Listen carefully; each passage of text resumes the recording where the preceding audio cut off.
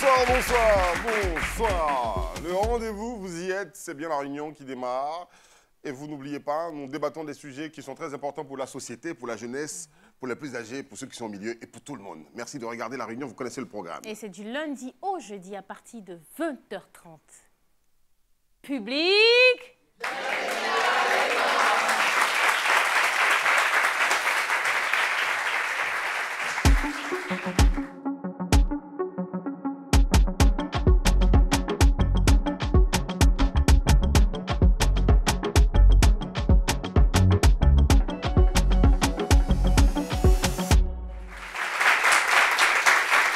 J'aurais bien aimé parler d'amour tout le temps, de Goumet, d'histoire de mon gars était méchant, je n'arrive pas à surmonter, je ne sais pas, plein de trucs autour de l'amour. Mais malheureusement ou heureusement, il ne s'agit pas que de ça à la réunion. Donc aujourd'hui, le thème, c'est ma vie après la prison.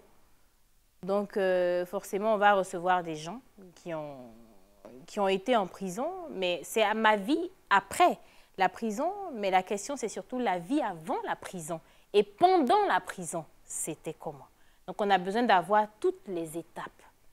Mais pour avoir les détails de toutes ces étapes-là, on vous a dit quoi?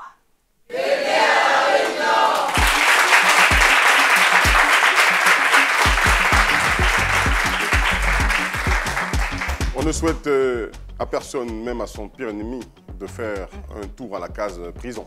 Non, pas du tout. Il ne faut pas le faire. Mais bon, c'est la vie. Il y en a qui y passent, qui en sortent. Il y en a qui y restent. Et nous recevons ceux qui en sortent, qui en sont sortis pour parler de leur vie après la prison.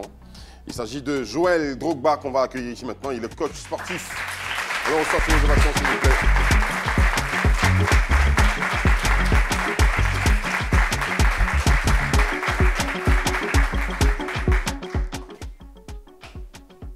Welcome. Welcome. Et notre deuxième invité, il n'est pas coach, il est en quête d'emploi.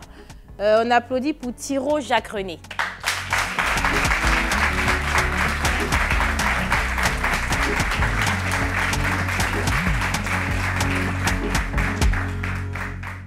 Thiro Jacques-René. Après Thiro Jacques-René qui s'installe, accueillons celui qui est responsable d'une ONG qui s'appelle ADNA. Donc cette ONG, c'est Bakou Michel.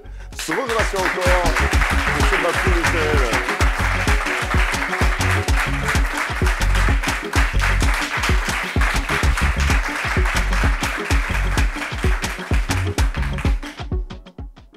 Bonsoir. Bonsoir. Monsieur Bakou Michel, asseyez-vous. Merci d'être avec nous sur ce plateau.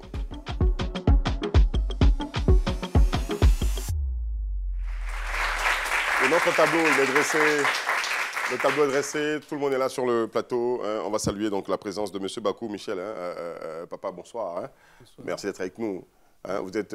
Tu es président. Hein. On se tutoie ici sur ce plateau, on est en famille. Tu es président de cette ONG qui s'appelle ADNA, okay, qui s'occupe de la réinsertion des prisonniers, c'est ça? Bien sûr. D'accord. C'est partie de l'expérience vécue? Bien sûr.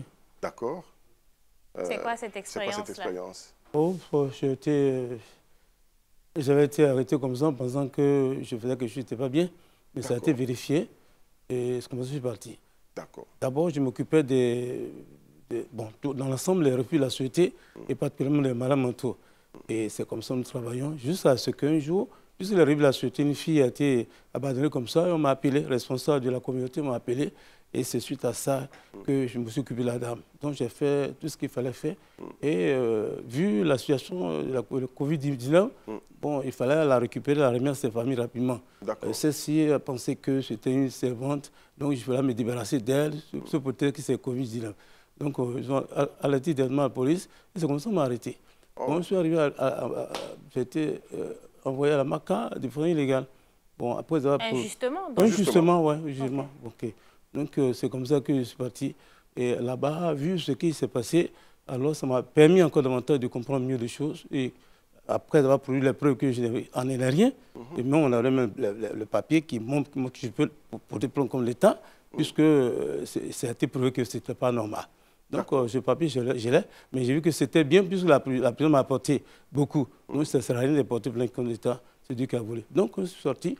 On va dire que vous arrachez certaines choses aussi, une certaine liberté. La liberté, elle est très chère. Oui, oui, mais dans tous les cas, c'est une liberté qu'on a arrachée. On ne met pas l'État en prison, non, pas du mais tout. l'État est capable de rectifier certaines choses, certaines erreurs. Oui. L'État est juste. L'État peut rectifier ces erreurs. Oui, l'État a bien fait de toute façon. C'est Dieu qui a voulu. Non, l'État n'a pas bien fait. L'État peut ne pas bien faire. Mais je dis que l'État peut rectifier des choses. Donc, il ne faut pas dire que... Si on a un papier pour que l'État vous aide à vous réinsérer véritablement ou à peut-être faire monter votre ONG. Bien sûr. Pour que vous puissiez continuer d'aider tous ceux qui sortent de prison. Ça va être super bien, n'est-ce pas? Donc, quand je suis allé et quand je suis arrivé, finalement, j'ai croisé tous ceux qui sont là-bas et ça m'a intéressé encore davantage, ajouter à mes activités. Dès que je suis sorti, en tout cas, je suis lancé dedans et je suis avec eux.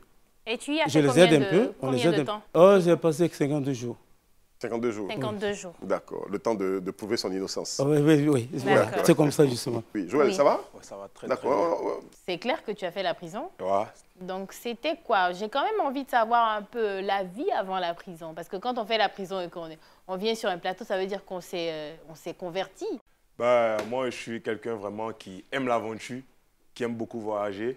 Voilà, donc en 2014, je sors pour la première fois de mon pays. Après quelques voyages, je me retrouve maintenant au Togo, à Lomé.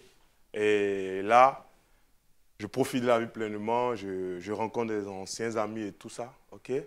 Donc, là où j'habitais, là où j'ai pris mon appart, j'ai ma soeur voilà, qui est mariée à un Togolais qui est un ami aujourd'hui. Voilà, donc, il m'a dit comme ça, Joël, j'ai un ami qui m'apporte de l'argent du Sénégal. Voilà, donc j'aimerais que tu puisses réceptionner ça sur ton nom, il n'y a pas de souci. Bon, d'abord même, il ne m'a pas prévenu, ça c'est vrai, comme s'il connaissait déjà mon nom. Voilà, donc à 16 h, il m'appelle pour dire que, gars, tu peux me rejoindre devant la banque. Bon, je ne dirai pas le nom si. Voilà, donc j'y vais, on rentre dans la banque, on fait le retrait. Voilà, après je signe tout, je prends l'argent, je lui remets, on part. OK? Donc, c'était un mardi. Maintenant, le mercredi, on devait encore repartir. Mais là, il y avait un souci de réseau. Donc, on n'a pas pu partir. Donc, le jeudi, bon, dans la soirée de mercredi, on est sorti s'amuser bien. Donc, on est rentré vers 6 h. Voilà. Donc, quand on rentre, mon gars, après, il vient, il tape ma porte. Je n'ouvre pas, mais après... Il force, mais je n'avais pas mis la clé. Voilà. Ce qu'on va faire, on va juste garder ton sac à côté. Okay. Voilà. En fait, c'est juste comme que ça, ça tu es à l'aise. Ok, il n'y a pas de souci. Super. Il n'y a pas de souci.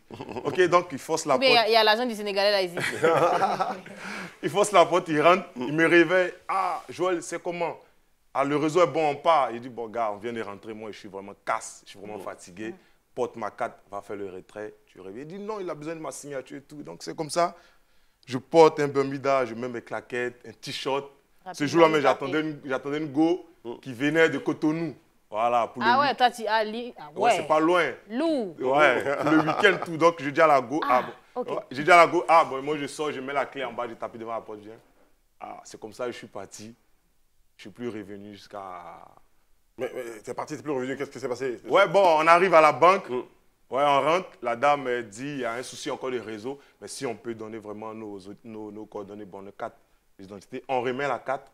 Bon, comme encore j'ai une go encore à côté, qui a une cave tranquille. Donc, Drogba. Ouais, donc on part là-bas s'asseoir en attendant vraiment de boire peut-être un coup avant. Si. Donc on prend une bouteille d'eau, on boit net, un rappel pour dire que c'est bon, on va maintenant à la banque pour récupérer l'argent. Ouais. Donc un coup, on voit un gendarme qui ferme la banque, la porte de la banque. Il est tiqué à me dire, mon ami, attends, on s'est fait prendre en même temps, mais c'est quoi? Il dit non, calmons-nous, tout ça. Donc, les responsables de la banque nous appellent, ils disent le nom, tant. On nous envoie dans les locaux, on nous pose des questions pour dire vraiment, ils ont perdu d'argent, qu'on les a pris, il faut qu'on les rembourse, tout ça comme si. Moi, je lui dis, moi, j'ai rien à voir dans cette histoire, sincèrement. Parce que lui, c'est un ami, c'est mon beau-frère à moi. Mais est-ce que toi, tu avais quand même un soupçon de... Voilà, que l'argent, la provenance de l'argent n'était pas forcément claire, mais tu t'es dit, bon, c'était pas aussi risqué que ça. Non, je ne savais pas vraiment. D'accord. Je ne savais pas vraiment. Voilà, je ne savais pas vraiment. Parce que où j'ai su que vraiment, c'était pas un bon truc, c'est quand le gendarme a fermé la porte de la banque. Voilà, c'est comme si mes sens se sont réveillés en même temps. Et donc là, on vous a pris directement? Ouais, on nous a pris, on nous a envoyé à la direction générale de la banque, où on devait rencontrer le directeur général de la banque, voilà, mais qui n'était pas là. Donc on a rencontré le sous-directeur. Voilà, donc c'est... Donc c'est au Togo que tu as été en prison? Ouais, au Togo. D'accord. Dans cet univers-là, comment tu t'es senti? Vraiment, c'est... Je dirais, comme je dis à mes amis, que j'ai vu vraiment les portes de l'enfer, vraiment. Tu y as été pendant combien de temps? 1 an, 4 mois. D'accord. 1 an, 4 mois. Vraiment, ça n'a pas été vraiment facile. Ah ben, j'imagine. Parce que c'est d'abord une petite prison pour environ 2000 personnes. Non. Voilà, la cellule, vous êtes combien? Bon. Vous étiez combien? Bon, là, la cellule où moi j'étais, on était 41. Et ça, c'est parce que c'est la cellule de là où les gens ont vraiment un peu une bonne situation. D'accord. Voilà. Wow. Ben, écoute, Yako, hein. Yako. Là, On parlera de la vie après la prison après. Ouais. Hein. Il faut situer ce que vous avez fait. Très cher ami, ça on a va? aussi, ouais, Tiro Jacques. Donc, qu'est-ce que Tiro Jacques a... Qu'est-ce qui s'est passé pour que tu te retrouves en prison? Bon, en fait, moi, j'étais footballeur, voilà. Et j'ai fait la prison pour une histoire, jusqu'à aujourd'hui, je n'arrive pas à comprendre. D'accord. Et c'est ma propre famille, attention à la main. voilà, ma propre famille qui m'a mis en prison. Oh. Ma propre famille maternelle. Attention au micro, il ne faut pas toucher la poitrine. Ma propre famille maternelle qui m'a mis en prison. J'étais footballeur, comme je l'ai dit.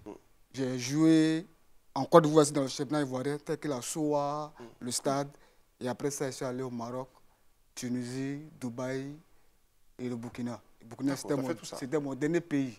Quand j'ai fait ma licence directement, avec le nom Tiro Jacques René, moi, mon nom à l'état civil, c'est Tiro Nyomblei Jean-Francis Ama. Voilà. Et c'est après, comme là, j'étais avancé. Et vu la pression que le club mettait sur moi pour la licence, j'ai appelé mon père, puisque moi je suis natif de Daloa. Et moi j'étais à Abidjan. Ah, papa, parlons vraiment, j'ai eu une opportunité où un club veut me faire voir. Donc j'ai besoin de mon extrait. Il a dit vraiment, comme lui c'est un instituteur, il venait à peine d'être affecté dans un autre établissement. Donc il n'a pas eu le temps vraiment de faire mon extrait. Mais sur place, il y avait l'extrait de mon cousin qui est avec lui, qui est né le 16 septembre 1990. Or, en ce moment, me demande l'âge de quelqu'un qui est né en 90. D'accord. Voilà. Donc, tu as utilisé. Et c'est comme ça, l'extrait m'a été parvenu ici à Abidjan. Et j'ai donné ça à mon club pour faire ma licence. Donc finalement, grâce à ça. Voilà. Et grâce à ça, j'ai changé d'identité. Désormais, c'est Tiro Jacques René. D'accord. D'accord. Donc finalement, tu as gardé, parce que nous, l'information qu'on a, c'est Tiro Jacques René. Justement. Voilà. Donc, c'est avec le nom que j'ai commencé à compétir en tant que footballeur. Et j'ai été, comme j'ai dit, en Tunisie, Maroc, Dubaï et tout ça. Et c'est en 2012, après la crise, je suis venu au pays. D'accord. Auparavant, je venais au pays. Mais à cause de la crise, cette fois-ci, j'ai duré un peu pour pouvoir m'apprêter pour venir. D'accord. Donc, et qu'est-ce qui s'est passé pour que tu ailles en prison?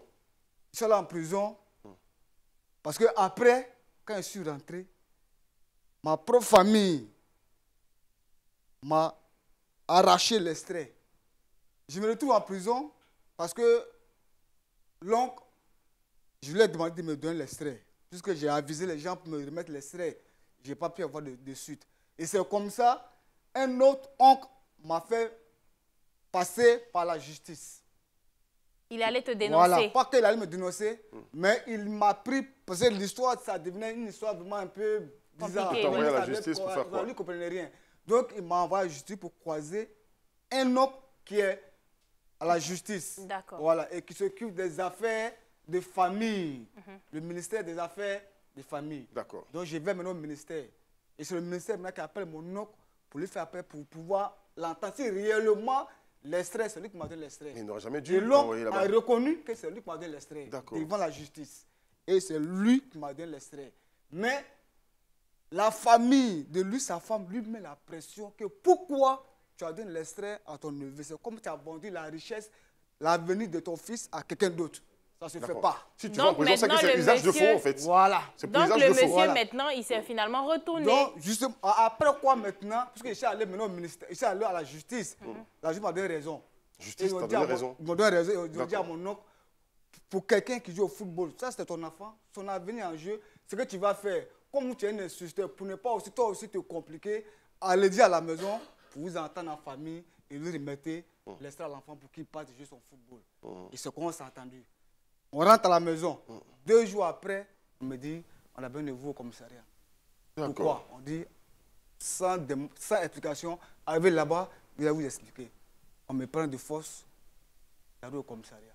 J'arrive au commissariat, mon titre de footballeur m'est oublié. Et cette fois-ci, on me convoque maintenant sur mon propre nom qui est Tiro Nyomblei. C'est-à-dire qu'il n'a rien à voir avec mon titre de footballeur. Et on me reproche d'avoir braqué mes parents, moi et ma bande. Braqué? Braqué. Et braqué comment? Les traits qui m'ont arraché, et c'est ce que les braqueurs disent qu'ils sont venus chercher en moi mon nom. Oh. Est-ce que vous comprenez? D'accord. Voilà. Ok. On va te laisser respirer un peu quand même. On a envie de dire applaudissez, mais on n'applaudit pour rien parce que c'est une souffrance qu'il a vécue. Donc n'applaudissez pas. Yako, cette affaire de footballeur, on en parle tous, hein, ils n'ont pas tous leur âge vrai. Hein, ils ne portent pas eux tous leur vrai nom. Mais ils nous ont remporté des coupes, donc on ne va pas leur en vouloir. Hein, ce que tu as vécu, tu as passé combien d'années en prison? Combien de temps en prison? 4 ans, 3 mois, 18 jours. Wow. J'étais condamné à 5 ans. Et après, tu n'as plus joué au foot? Et après ça, tout est gardé pour moi, franchement. Yako. D'accord, on va respirer un peu, on va à la pub et on revient dans un instant. Sur la FTV.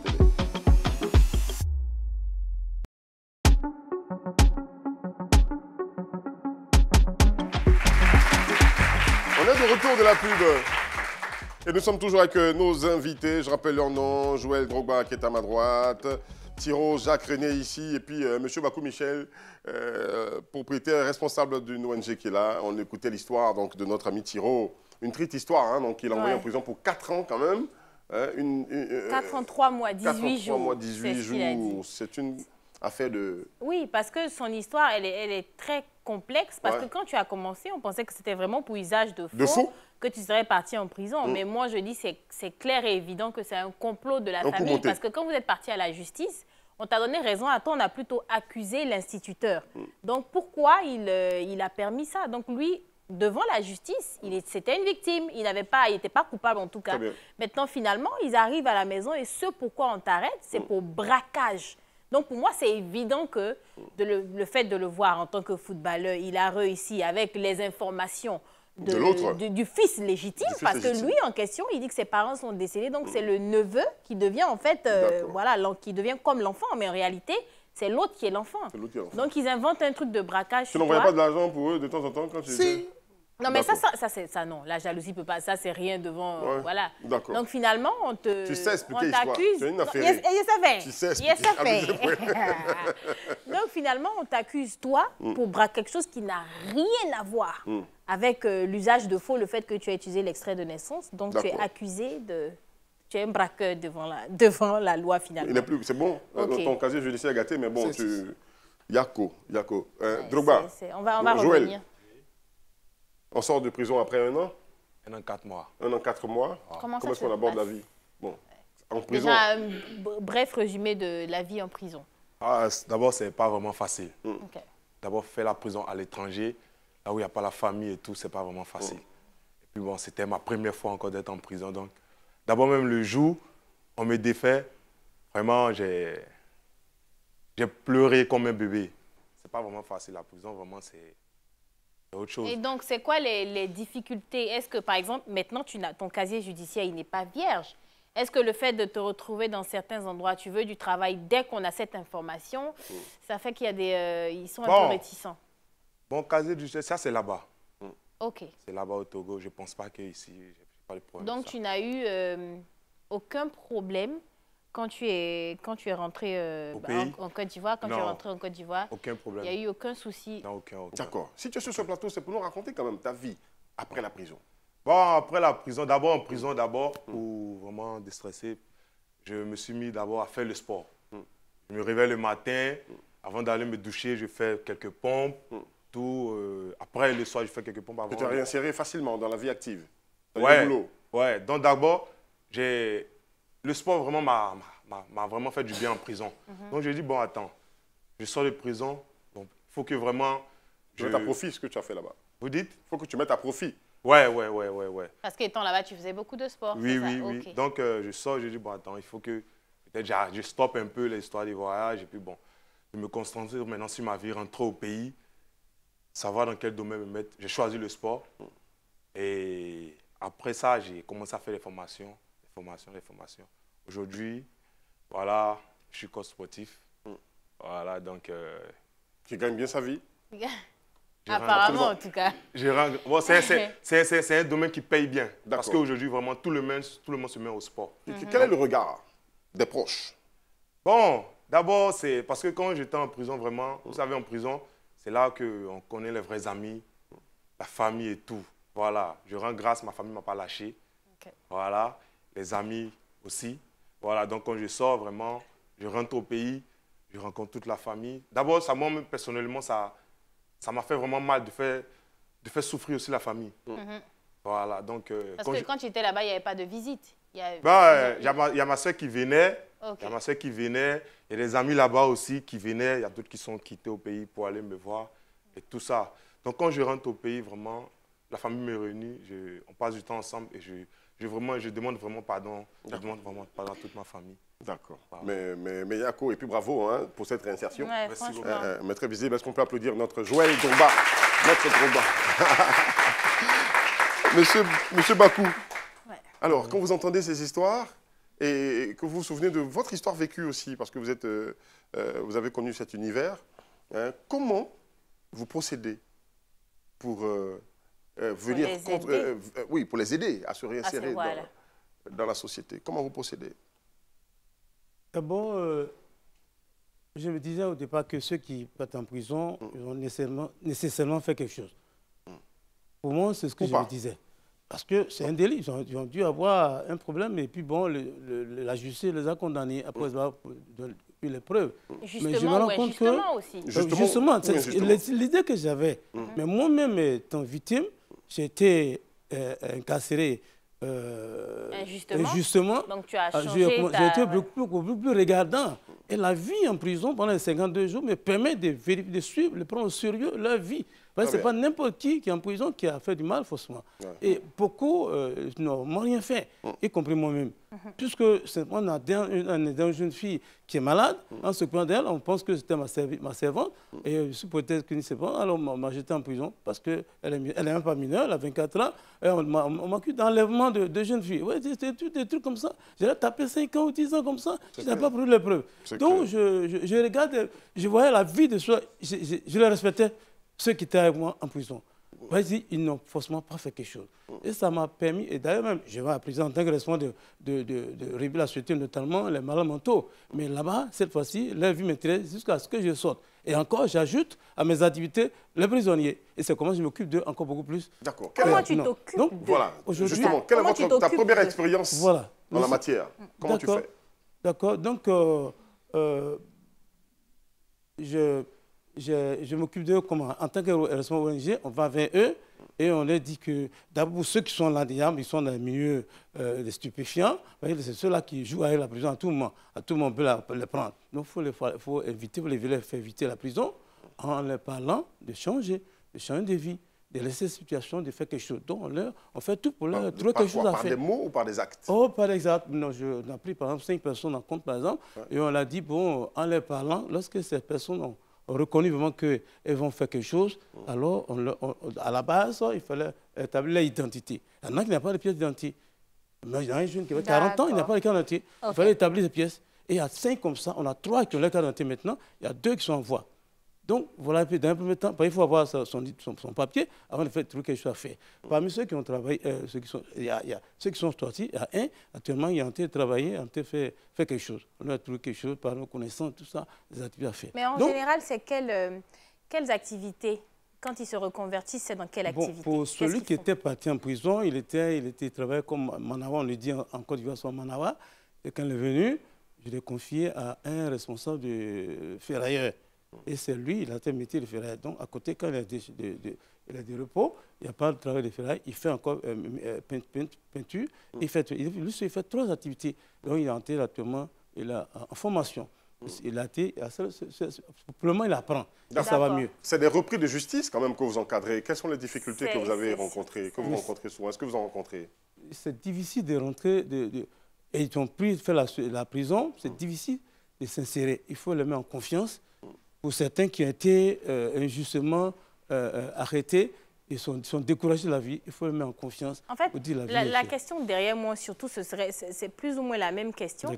Mais c'est quoi les critères pour pouvoir... Parce que quand quelqu'un a fait la prison, je suis désolée, mais même toi, tu te méfies forcément. Quelqu'un, par exemple, qui est dans les stupéfiants, qui fait certaines choses, tu peux voir quelqu'un, aujourd'hui, il est sorti, va donner l'impression que, voilà, il est bien et tout, mais demain, Joe, on ne sait pas, tu vois, il peut reprendre et tout. Donc, je me dis que ça doit être difficile. Quels sont tes critères pour savoir que cette personne-là, je sais que je peux avoir confiance en elle, je sais qu'elle ne va pas retourner dans certaines choses? Oh, bon, d'abord, je suis chrétien. Il faut avoir confiance à quelqu'un, il ne faut pas dire, forcément, il ne faut pas changer. C'est l'esprit. Maintenant, moi, voyant que je n'ai rien fait et qu'on m'a envoyé, il faut que je mette en confiance la personne qui est sortie. Vous dites que tu es sorti de la prison, c'est vrai, mais la vie continue. C'est vrai que tu n'as pas bien fait tout ce que tu fais bon. Donc, il faut accepter. Mais au final, la difficulté, c'est que tu peux tomber sur des personnes, un prisonnier qui, je lui ai dit, il n'a pas tiré des leçons de son expérience. Oui, ça peut arriver. Ça, c'est pas faux, vous avez raison. Ça veut dire qu'il n'a pas pris conscience encore. Mais on arrive à déceler ça. Parce qu'il n'a pas pris conscience, sa manière est faite. Je me souviens, comme dans le film, là, j'ai fait un effort, et des endroits, puisqu'ils sont des endroits, moi je fais un effort pour passer. Et j'ai passé 2 jours, je dis, je suis dans la drogue parce que je n'ai rien à faire, mes parents m'ont laissé et j'ai été abandonné comme ça. Si je suis occupé, je peux laisser. Ils ne savaient même pas qui je suis, j'ai passé de côté, j'ai attendu. Et voilà des gens comme ça, il faut m'en les aider. Voilà comment vous arrivez et franchement, c'est à féliciter. Est-ce qu'on peut applaudir l'ONG ADNA? C'est le nom de l'ONG ADNA.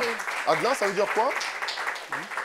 Association pour la distribution de nourriture aux âmes.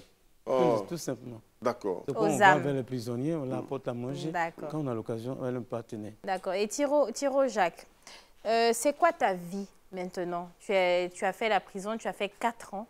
Donc, on imagine que ça a été difficile. Joël, par exemple, il a reçu la visite de sa famille. J'imagine que toi, non, parce que tu t'es retrouvé en prison à cause de ta famille. Donc, quand tu sors de la prison, de cet enfermement-là, comment est-ce que tu reprends ta vie en main? D'abord, je veux dire merci à Dieu, parce que la prison, c'est un enfer, en fait. La prison, franchement, ça m'a donné un peu d'expérience. Parce que pour quelqu'un qui n'a rien fait et qui va en prison, ça doit lui porter une leçon. Voilà. Franchement, ce n'a pas été facile pour moi étant en prison. Puisque étant même en prison, même encore, mes parents ont tenté de m'empoisonner. C'est pas... Pendant que tu es en prison? Pendant que je suis en prison. Tu t'as envoyé à manger, Voilà, ça dit... D'accord. Pendant que j'étais en prison, j'ai un frère. Comment il a essayé de t'empoisonner? Je l'ai pris comme un frère. Puisque quand j'étais condamné à 5 ans, avec 60 mois, quand ils m'ont déféré, j'ai perdu espoir, franchement. D'accord. Comment ils ont essayé de t'empoisonner? Voilà, c'est-à-dire, j'avais un oncle qui était proche de la femme à mon père. Disons de la même famille. Voilà. C'est par lui la nourriture est venue. Puisque, étant en prison, les gardes pénitentiaires peuvent t'envoyer la nourriture sans contrôler. Parce qu'ils ont le droit. Voilà. Mais quand c'est quelqu'un d'autre qui t'envoie la nourriture, avant que ça ne rentre, on contrôle pour voir s'il n'y a pas de stupéfiants dedans, comme un truc interdit dans la prison. Et lui, quand il a pris la nourriture, de par sa main, c'est rentré facilement. C'est comme ça qu'ils m'ont appelé. Tu as consommé? Voilà, j'ai consommé la nourriture, franchement. Et qu'est-ce qui s'est passé quand tu as mangé? Ce qui a fait que j'ai pas pu encaisser le poids du poison, c'est que je n'ai pas mangé la nourriture seule. Parce que j'étais en prison déjà, quand j'étais en prison, puis c'est ma ville natale. J'ai des amis d'enfance qui sont là-bas. D'accord, donc vous avez mangé en groupe. Voilà, quand ils m'ont vu, l'amitié a commencé en même temps. Très bien, vous avez mangé la nourriture. La nourriture est venue, on a mangé ensemble. C'était un attiéké. Attiéké qu'on a mangé ensemble, moi et mes amis. Et après ça... Tout le monde est tombé malade. Pas tout le monde. Moi, je sentais dans ma cellule. Mais c'est 3 jours après que vraiment, je suis tombé malade.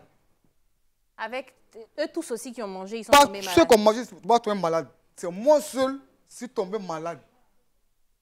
Et je suis tombé malade, j'ai perdu, en même temps que les soucis m'ont pris, j'ai perdu tout espoir. La maladie m'a tellement porté que j'ai tout perdu.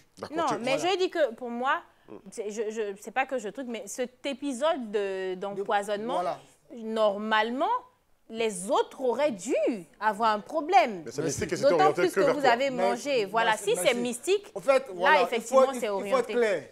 Je n'étais pas dehors quand la nourriture est rentrée. Donc, je ne peux pas dire que ça a été empoisonné. Mais c'est après que j'ai su que la nourriture était empoisonnée. Puis par qui? Par un gars pénitentiaire qui a duré dans le métier Donc, quand tu es tombé malade, il t'a dit, ça c'est... C'est lui, parce que quand il est tombé malade, je ne pouvais même pas sortir, je ne pouvais même pas marcher. C'est-à-dire, matin, quand on se lève, on décale à 8 heures. On me prend dans la natte, 4 personnes, on me fait sortir, puisque je ne pouvais plus rien faire. J'ai fait 6 mois sans manger, sans boire, sans uriner, sans aller au WC, étant en prison. Ah non, désolé. Par contre, on ne peut pas faire 6 mois sans prendre la pub. Je vais juste te demander de me permettre.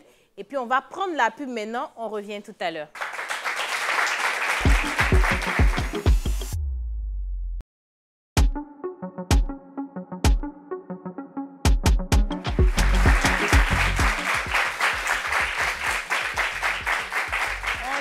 Retour et franchement, pour avoir des histoires rocambolesques, pour le coup, on utilise ce mot-là quand même. Il est bien à juste titre, il est utilisé. Il est bien placé. C'est vraiment rocambolesque. On était, avant de se laisser, on était avec Thiro Jacques. Et franchement, pour le coup, ton histoire, elle est très rocambolesque. Mais moi, j'ai envie de savoir, parce que le sujet aussi, c'est ma vie après la prison. Donc, comment tu te réinsères dans la société? Quand tu sors, après 4 ans, 3 mois, 18 jours, quand tu sors, qu'est-ce que tu fais? Bon, actuellement, je suis tout dans le domaine du sport. Okay. Comme j'ai dit, je suis entraîneur de club, un club de la division d'honneur. Donc, je suis considéré comme un entraîneur. C'est le métier que voilà, je fais actuellement. Mais c'est quand même marqué en quête d'emploi. Donc, est-ce que ce que tu fais aujourd'hui ne te rapporte pas? Justement, pour le moment, ça ne me rapporte pas. Puisque aujourd'hui, pour avoir du travail, il faut avoir un minimum de papier pour avoir un travail. C'est vrai, voilà. ça c'est... Je sors de la prison, je perds tout ce que j'avais comme document. Je ne peux pas aller aujourd'hui demander travail dans une entreprise et puis on m'accepter sans me demander mes papiers. Voilà. Ah non, ça aussi, je pense que c'est vraiment clair. Tout ce qui est même permis, carte d'identité. Mais est-ce que toi, tu ne penses pas que ce serait bien pour toi? Parce que tu disais que ton passeport biométrique est au nom de Thiro Jacques René. Oui. Tout ce que tu fais, c'est à ce nom-là. Mais est-ce que tu ne penses pas que ce serait bien d'abandonner ce nom-là et prendre ton nom que tu as eu à l'état civil? Le nom Thiro Jacques René, je ne peux pas, comme je le dis, je ne peux pas le changer parce que j'ai des enfants. Et le nom de mes enfants, c'est Thiro Jacques René comme père que je suis. Aujourd'hui, tout est coupé.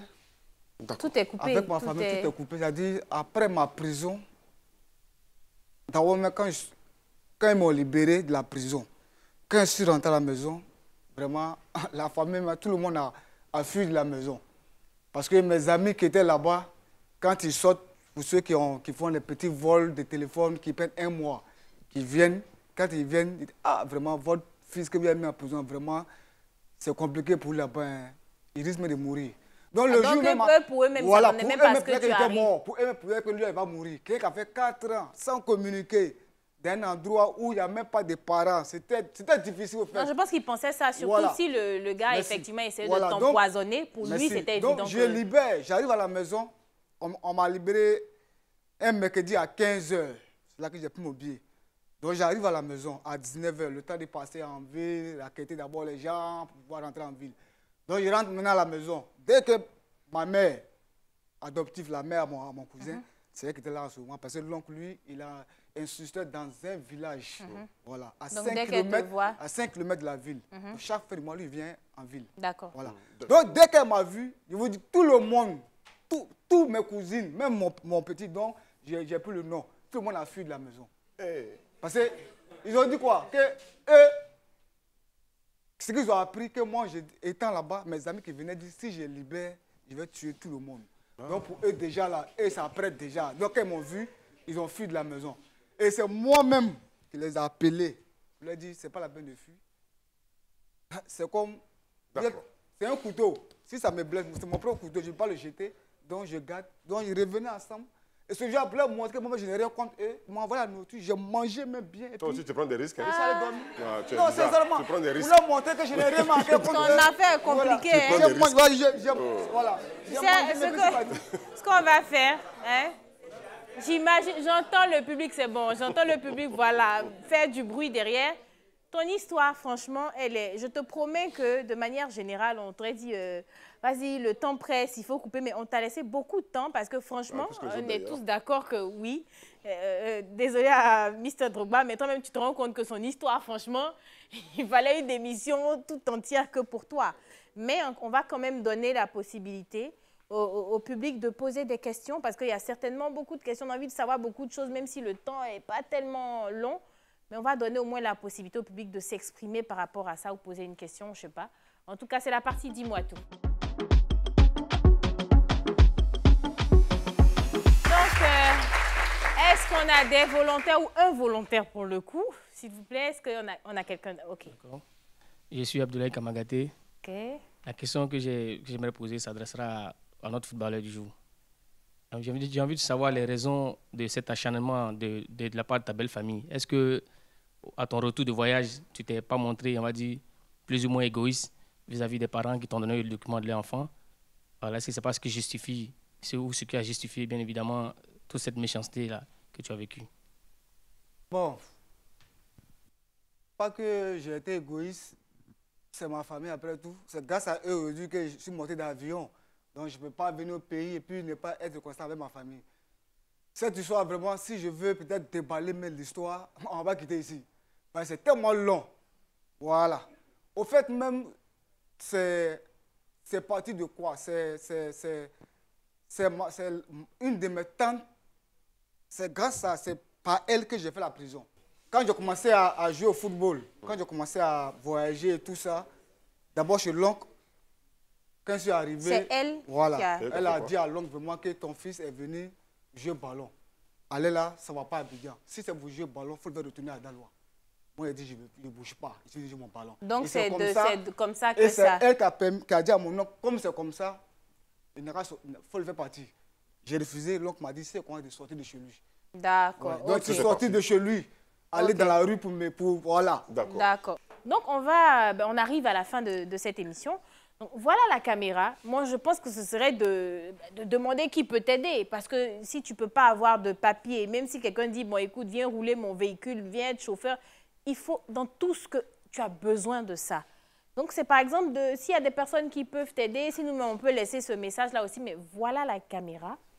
Et tu demandes de l'aide à je ne sais pas, parce que c'est complexe. Bon, vraiment, je veux d'abord attirer l'attention de tous ceux qui m'écoutent et tous ceux qui m'entendent. Je traverse une situation très, très difficile parce que je peux même pas jouir du travail que je fais. Aujourd'hui, je suis entraîneur de club, mais je suis engagé sans papier. Je n'ai même pas un salaire. Je suis entraîneur sans salaire. Parce que si aujourd'hui je dois être diplômé comme entraîneur, je dois avoir un papier pour que je sois diplômé. Actuellement, je n'ai pas de papier. Et je demande à tous ceux qui m'écoutent, m'entendent vraiment de m'aider vraiment à rentrer en contact avec ma famille. Puisque c'est eux encore mon dernier recours. Pour avoir les papiers encore, c'est pas eux, ils doivent passer par avoir encore le même papier que j'avais. Donc je demande... Le même papier que tu as ou ceux que tu as fait? Le papier que j'ai perdu, c'est grâce à eux que je peux avoir. C'est eux qui peuvent me donner les papiers, voilà, pour rebondir encore dans ce que je fais. Parce que sans leur consentement, je n'ai pas avoir le papier. Si je le prends encore derrière eux, c'est comme encore... D'accord. Voilà. Moi, je vais juste ajouter un truc. au cas où, hein, c'est de savoir avoir option A, option B, au cas où la famille refuse de donner ces papiers-là, s'il y a une autre option. Il faut te rapprocher à tous les juriste. juristes qui nous regardent, qui regardent la réunion, s'il y a une autre option, si vous avez des solutions et tout, ce serait bien de... On va voir si on peut laisser ton contact ou je ne sais pas, on le fera au niveau du montage, on va le faire. Mais de pouvoir l'aider parce que c'est compliqué. Je dis que Braise, Éric Landry anime aussi, mais ça là, c'est trop fort. Il faut te rapprocher d'un juriste. Ouais. Si tu veux attendre que quelqu'un t'appelle, ça pourrait être compliqué. Il faut te rapprocher d'un juriste. Mais en tout juriste. cas, j'espère que, voilà, de par cette émission-là... Rapproche-toi de quelqu'un, expose l'histoire que tu as vécue, ok? Et demande qu'on t'aide. Quelle est la voie à suivre? Quelle est la procédure? Je pense que tu vas trouver une oreille qui va t'orienter, n'est-ce pas? Oui, Droit, tu veux dire quelque chose sur son histoire? Ok. J'ai mon petit frère, moi, qui est juriste. D'accord. Voilà, qui est juriste, qui est à la cour de Genève, mais qui a son bureau aussi ici à Benjerville. Donc, voilà. S'il veut vraiment, voilà. Très bien. Non, mais c'est la réunion quand même. Hein.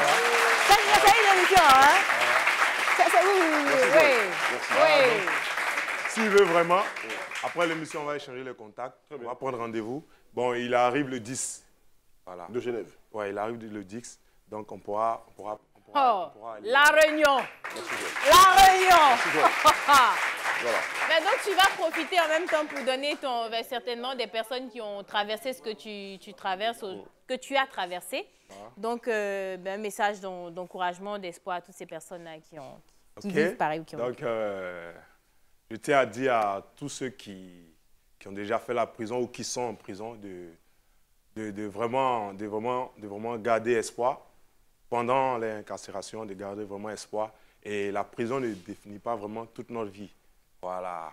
Donc, après la prison, on peut avoir vraiment une belle vie. On peut vraiment construire une nouvelle vie, s'insérer dans la société.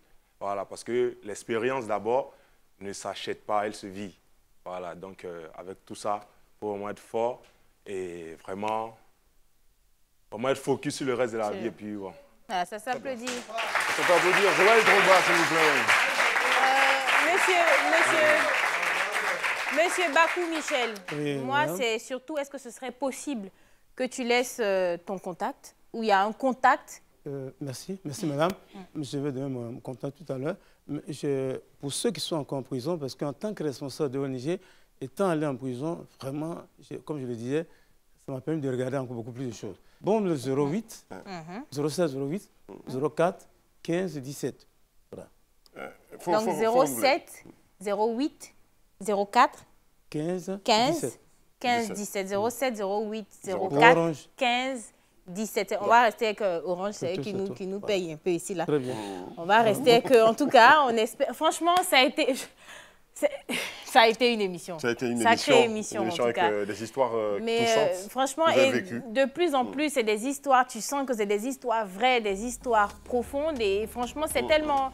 C'est un honneur, je le répète, mais c'est un honneur que vous choisissez la réunion pour venir vous exprimer, pour venir dire ce que vous avez sur le cœur, pousser un cri de cœur. En tout cas, merci à toutes ces personnes-là qui sont fidèles depuis la première saison, qui sont là encore. Merci de nous suivre. C'était La Réunion. On se retrouve très bientôt. À bientôt.